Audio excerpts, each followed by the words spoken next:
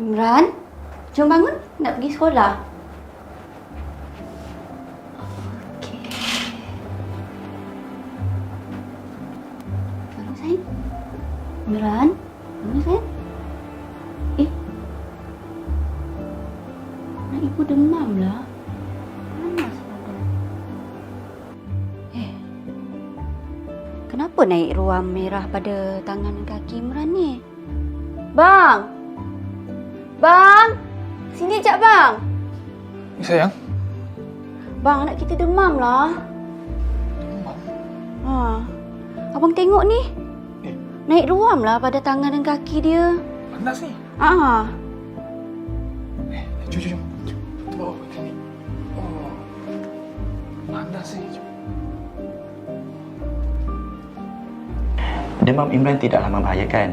Setelah dibuat pemeriksaan, anak encik dan puan disahkan menghidapi penyakit tangan, kaki dan mulut atau HFMD. Tapi jangan risau, saya akan keluarkan surat kuarantin. Ingat, dengan adanya surat ini, Imran tidak boleh dibawa keluar ke mana-mana kerana kita bimbang penyakit ini akan merebak dan menyakiti kanak-kanak lain pula. Bolehlah pergi bercuti. Nak ke mana ya? Bang, minum bang. Bang, alang-alang anak kita dah dapat cuti kan? Apa kata kita pergi bercuti? Saya dah fikir dah kat mana nak pergi. Ya awak ni. Tak dengar ke doktor cakap semalam? Tak boleh pergi mana-mana. Surat kuarantin tu bukan tiket untuk awak bawa Imran jalan. Pergi bercuti. Penyakit tu boleh merebak tau dekat kanak-kanak lain. Bahaya. Alah, tak boleh ke? Tak boleh. Tapi bagaimana cara untuk memastikan tiada berlaku jangkitan pada kanak-kanak lain? Tengok ni. Kementerian Kesihatan Malaysia dah keluarkan infografik cara-cara bagaimana nak cegah HFMD. Macam amalkan kesihatan diri, persekitaran, amalkan cuci tangan dengan betul, jangan kongsi sapu tangan dan tuala. Bagaimana dengan penjagaan Imran di rumah? Okey, macam ni. Kita kena pastikan barangan Imran seperti alatan peribadi, makanan, permainan tak dikongsi dengan adik dia Daniel. Selain pada tu, buat sementara ni jangan benarkan Daniel main dengan Imran. Baiklah bang, saya minta maaf kerana ajak pergi bercuti. Saya akan jaga Imran di rumah dan saya takkan bawa dia keluar ke mana-mana supaya dia tidak berjangkit dengan kanak-kanak lain.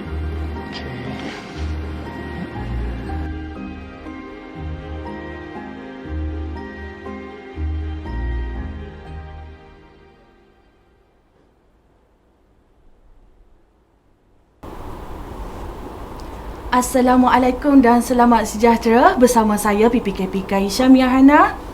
Pada hari ini bersama dengan seorang individu hebat. Okey.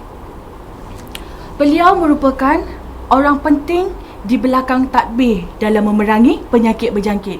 Kalau suatu ketika dulu kita dikejutkan dengan peningkatan kes COVID yang mendadak, sekarang ni HFMD pula mengambil alih. Okey, dengan ini dulu, beliau pernah berkhidmat di unit kawalan penyakit berjangkit di Jabatan Kesihatan Wilayah Persekutuan Kuala Lumpur dan Putrajaya, dan sehingga kini beliau diberi mandat sekali lagi sebagai pegawai epidemiologi di Pejabat Kesihatan Ceras. Dengan ini saya memperkenalkan doktor kita, Dr. Wan Ramlah binti Ramlan.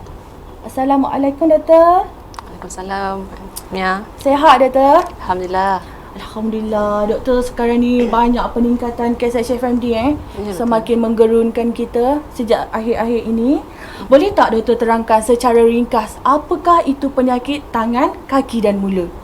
Okey, penyakit tangan, kaki dan mulut ni ataupun kita secara ringkasnya kita panggil hand, foot, mouth disease ni merupakan penyakit yang disebabkan oleh human enterovirus lah, sama ada Coxsackie A16 ataupun enterovirus 71 Dan penyakit ini amat penting dari sudut pandangan kesihatan awam kerana ia cepat menular dan cenderung untuk menyebabkan wabak yang besar lah, terutama di kalangan kanak-kanak dan juga bayi.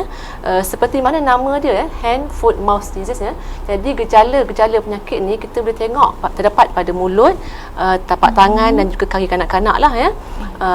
Utamanya di mulut kita dapati banyak ulcer lah, ulcer, dan kemudian di tapak tangan dan tapak kaki terdapatnya ruam-ruam halus ataupun kadang-kadang lepuh-lepuh lah ya, yang mempunyai cair dalamnya lah.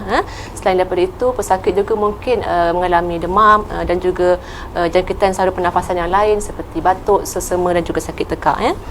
Kalau kita tengok tempoh inkubasi penyakit HFMD ni ya, dia sekitar 2 ke 6 hari, yang mana bermaksud jika seorang tu terdedah kepada seorang pesakit positif HFMD, dia boleh mendapat jangkitan ataupun timbul gejala selepas 2 ke 6 hari berikutnya dan juga saat yang detik yang paling infectious bagi penyakit HFMD ni ialah singkat dalam waktu yang singkat sebelum dan selepas gejala itu timbul lah.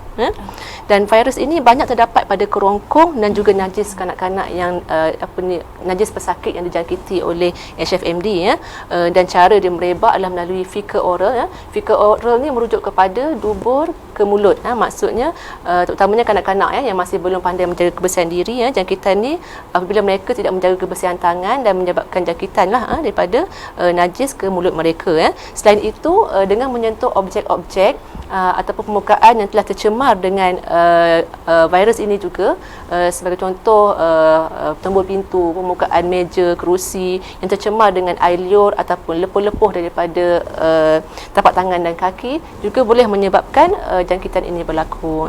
Dan antara komplikasi yang boleh disebabkan oleh jangkitan ini ialah seperti radang jantung, radang selaput otak, walau bagaimanapun ia jarang sekali berlaku lah. Okey.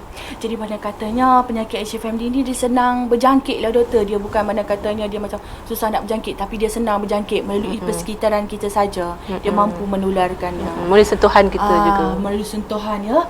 Okey, jadi tak heranlah kita kenapa begitu meningkatnya kes di saat ini, detik ini. Kita dikejutkan dengan peningkatan sampai beribu-ribu sehari yang kita dapat. Okey, adakah betul doktor yang penyakit HFMD ni dia hanya menyerang kepada individu yang bernama kanak-kanak sahaja? Okey, secara generalnya penyakit HFMD ni boleh menjangkiti sesiapa sahaja yang terdedah ataupun kontak kepada pesakit HFMD lah tidak mengira peringkat usia. Walau bagaimanapun jangkitannya lebih kerap berlaku pada kanak-kanak yang berusia 10 tahun ke bawah lah. Seperti mana mengikut statistik kebangsaan setakat 28 Mei 2022 sebanyak 91% daripada total kes yang dilaporkan di Malaysia adalah terdiri daripada kanak-kanak yang berusia 6 tahun dan ke bawah.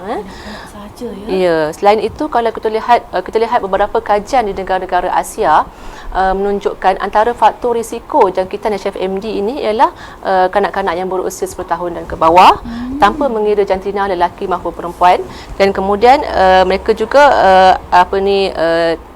tempat seperti taska dan juga tadika prasekolah adalah tempat yang berisiko tinggilah untuk dijangkiti, dan juga keluarga dengan bilangan kanak-kanak yang ramai di rumah mereka lah antara faktor risiko berlakunya jangkitan tersebut. Okey, mana katanya sebagai individu dewasa ataupun orang yang lebih dewasa, dia juga tidak ketinggalan dalam menghadapi ataupun bakal menghidapi penyakit HFMD ni. Jadi tak boleh terkecuali juga. So semua orang kena alert, semua orang kena main peranan masing-masing ya doktor ya. Ya, betul tu. Okey, menurut kenyataan AKPA, Ketua Pengarah Kesihatan, majoriti penularan wabak banyak berlaku di taska, tadika, prasekolah, di mana mencatat sebanyak 711 wabak baru-baru ini. Okey, diikuti dengan rumah persendirian di mana mencatat wabak sebanyak 407 wabak. Lepas itu diikuti oleh prasekolah. Prasekolah dia hanya mencatat sebanyak 42 wabak sahaja. Kenapa doktor banyak betul berlaku penularan wabak di taska, tadika, prasekolah? Kenapa faktor-faktornya? Okey, kalau kita lihat taska, tadika dan prasekolah itu sendiri merupakan satu institusi di mana berkumpulnya kanak-kanak lah. Di sana mereka menjalankan aktiviti bersama-sama, pembelajaran bersama-sama, dan mereka bersosial di antara satu sama lain. Dan sekiranya terdapat salah seorang daripada kanak-kanak ni dijangkiti oleh HFMD, dia boleh menularkan kepada kanak-kanak lain lah melalui aktiviti yang dan mereka melakukan bersama. Tambahan pula, kalau kita lihat kategori umur kanak-kanak ni adalah mereka yang masih belum mahir lagi untuk menjaga kebersihan diri, seperti mencuci tangan dan sebagainya lah. Jadi itulah faktor kenapa berlakunya wabak kebanyakannya di area Taska dan juga tadika ni. Sebab kebanyakan budak berada di Taska, tadika, prasekolah kalau doktor masih belum matang lagi, masih lagi belum tahu macam mana nak menguruskan diri sendiri. Betul, Jadi itu merupakan salah satu punca jugalah kan doktor. Ya betul tu. Okey. Melalui pengalaman doktor sendirilah, dulu kita bertarung dengan COVID, kita pakai sarung PPE, semua bagai. Sekarang ni pun bila meningkatnya kes HFMD, doktor terpaksa turun padang semula juga kan, bagi mencegah penularan wabak ataupun peningkatannya kes HFMD sejak akhir-akhir ini. Okey, apakah faktor risiko yang menyebabkan penularan wabak ini doktor? Okey, kalau diikutkan daripada pengalaman saya lah, pengalaman kami turun ke lapangan untuk membuat pemeriksaan di Taska dan tadika, antara kelemahan yang dikenal pasti ialah saringan gejala di pintu masuk Taska ataupun gatekeeping screening ni tak dilakukan oleh pihak Taska tadika. Mereka hanya memeriksa suhu tetapi tidak memeriksa gejala-gejala seperti ulcer di mulut, lepuh di tapak tangan dan tapak kaki. Jadi itu menyebabkan mereka miss kes ini dan kes dibenarkan masuk ke premis dan akhirnya menjangkiti kanak-kanak lain lah. Yang keduanya ialah kelemahan dari sudut proses sanitasi ataupun nyahkuman yang dilakukan selepas ataupun sebelum operasi di Taska lah. Proses ini tidak dilakukan mengikut SOP. Kebanyakan daripada pengusaha Taska dan guru-guru mereka tidak tahu cara untuk membancuh larutan disinfeksi tersebut lah. Begitu juga cara untuk mencuci mainan, tombol pintu, rel tangga dan sebagainya lah. Dan yang ketiga, kita dapati juga kanak-kanak ini mereka berkongsi alatan peribadi seperti pinggan, mangkuk, cawan, sudu, bantal, tilam dan sebagainya lah. Dan kemudian tidak dicuci dengan bersih dan akhirnya menyebabkan jangkitan. Dan juga berlakunya percampuran di antara kanak-kanak ni. Sebagai contoh, setengah Taska mereka mengasingkan kanak-kanak mengikut kelas-kelas. Jadi walau bagaimanapun selepas tamat sesi di kelas, mereka berkumpul untuk makan, berkumpul di ruang tidur yang sama, tandas guna pakai bersama. Bila berlakunya percampuran di ruang guna pakai bersama ni lah yang menyebabkan berlakunya jangkitan tu merebak daripada satu kelas ke kelas yang lain lah. Itu antara faktornya. Okey. Jadi sepatutnya kiranya pengusaha Taska itu sendiri harusnya lebih memainkan peranan di bahagian ini ya doktor ya. Betul tu. Sekiranya anak-anak tu sakit haruslah diasingkan. Kalau boleh jangan suruh dia masuk ke tadika pada hari itu, menghadiri kelas. Okey. Okey, yang akhir sekali doktor, sebelum kita mengakhiri wawancara kita pada hari ini, apakah pula peranan ibu bapa ya doktor dalam memastikan penularan wabak ini tiada lagi peningkatan lah. Kira kita nak cegah, kita nak cut terus penyakit HFMD ni daripada terus berlaku. Okey, nasihat saya kepada sebelum tu lah kepada pengusaha Taska juga ya. Mereka perlulah mengamalkan 5 amalan utama dalam pencegahan HFMD ya. 5 langkah utama dalam pencegahan ini. Yang pertama sekali ialah amalan mencuci tangan yang betul lah ya. Okey, untuk mencuci tangan ini kita kena mengikut 7 langkah yang telah diajar yang tadi disarankan oleh KKM, iaitu yang pertama sekali yang dengan membasuhkan tangan dengan air dan meratakan sabun. Yang keduanya dengan menggosok tapak tangan, kemudian menggosok celah-celah jari, kemudian kuku digosok kepada tapak tangan, kemudian menggosok belakang tangan, pergelangan tangan, dan akhir sekali barulah tangan dibilas dengan air yang bersih dan dilap dengan tualan yang kering lah. Dan yang keduanya, pengusaha Taska juga perlulah memastikan kebersihan diri anak-anak lah. Sebab anak-anak ni dia tak pandai menjaga diri mereka sendiri ya. Jadi mereka perlu digalakkan untuk mencuci tangan, untuk kerap mandi, untuk menjaga kebersihan, tidak berkongsi alatan peribadi dan sebagainya.